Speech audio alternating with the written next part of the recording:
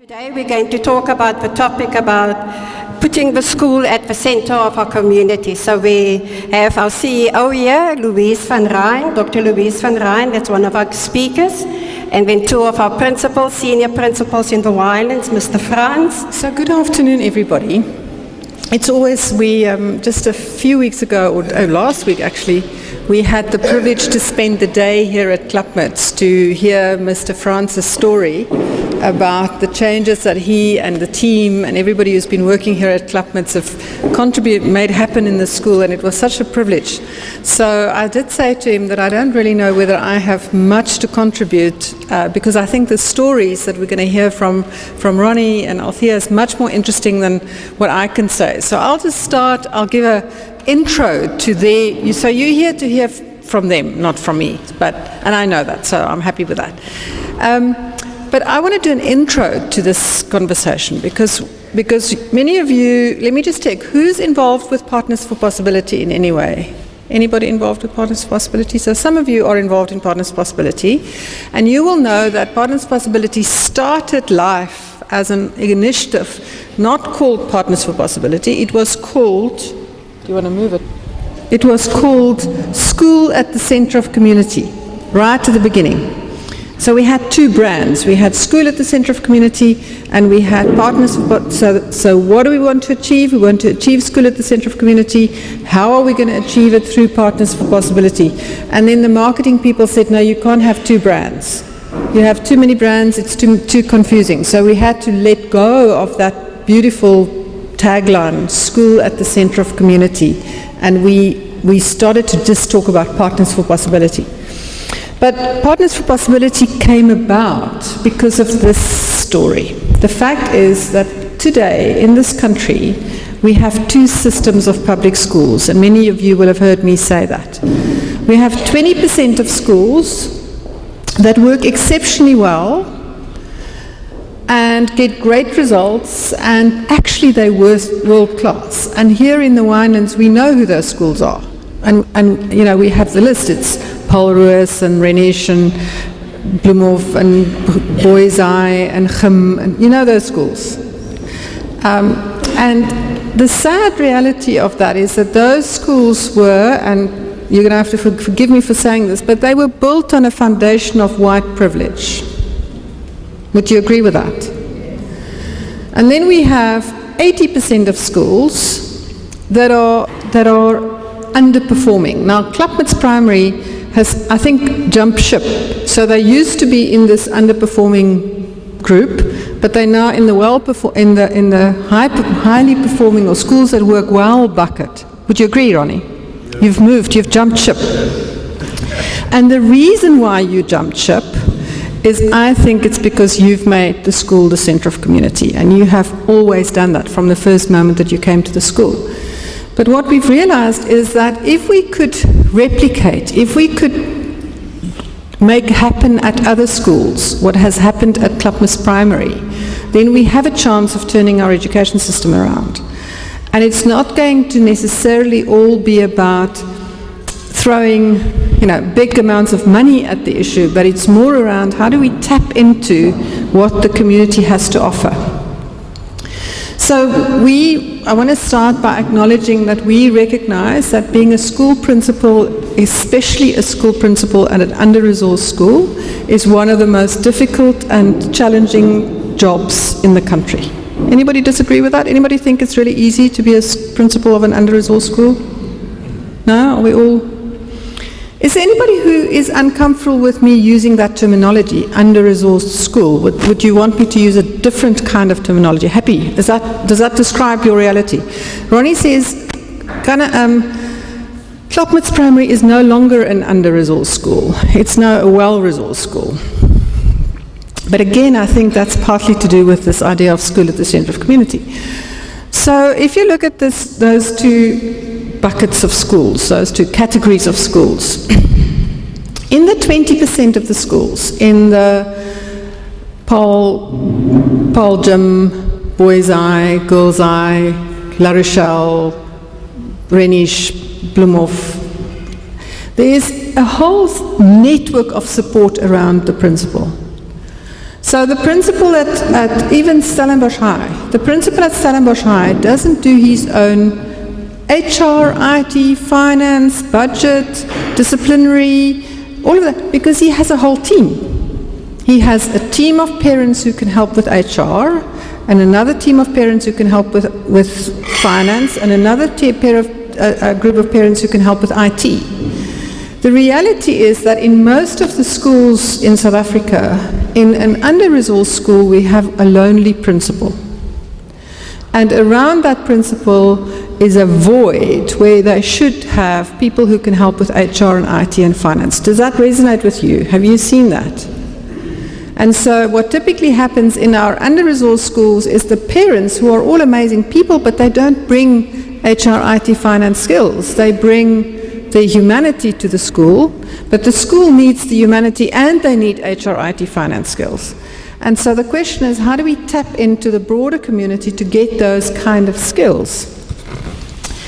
And then we have to remember, and again I think this school really gets this, that our children are awake 5,800 hours a year.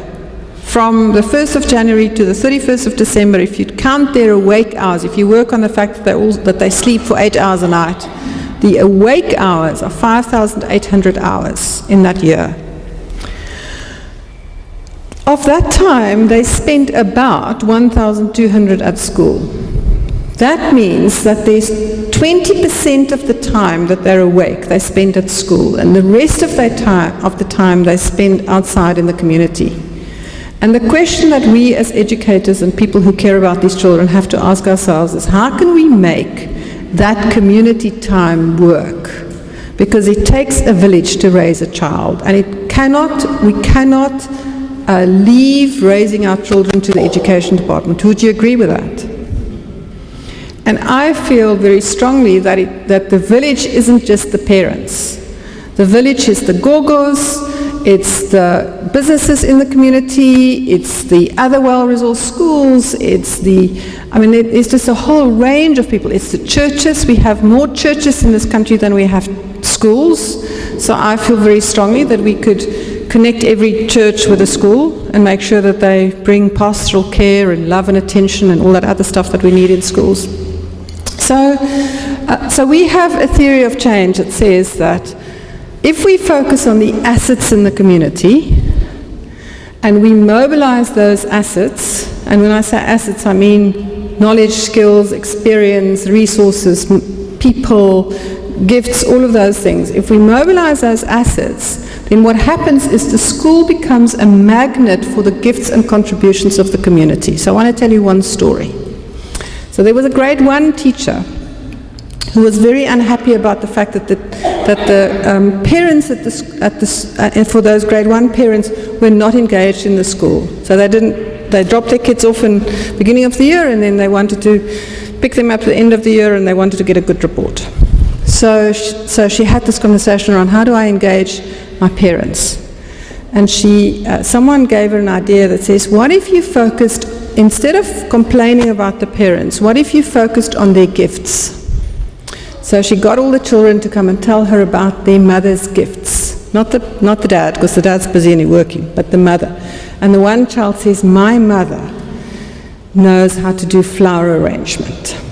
And the next child says, my mother knows how to bake a cake.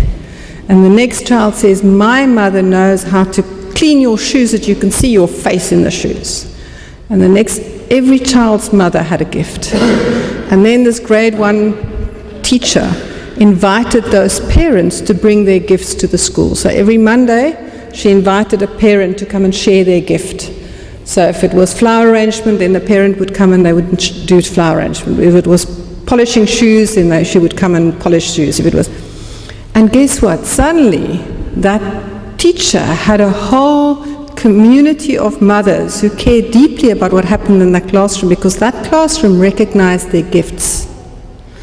So the idea is, what if we had to say to the adults in the community, we want your gifts at the school, and they say, well, we want you to get involved in the school. So, well, I can't read. Great, but you can listen. Or I can't the elders in the community, the gogos. I always say that the gogos bring shoulders to cry on, laps to sit, and they bring hands that can clap and ears that can listen.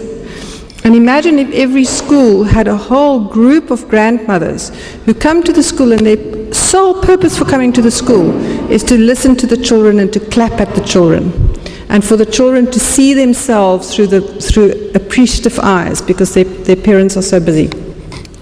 So Klapmuts Primary is an example of a school that have really made the school the centre of community. They have reached out to the community. They've brought people to the school. Ronnie has a beautiful story around, they had a dream, they had a vision, and what they've been doing is they've been walking towards that vision, and then they got other people to walk with them, and then they got a car, and now they're on their way, and they are moving towards that vision. But the school has become a magnet for the gifts and contributions of the community, and that's where the possibility lies.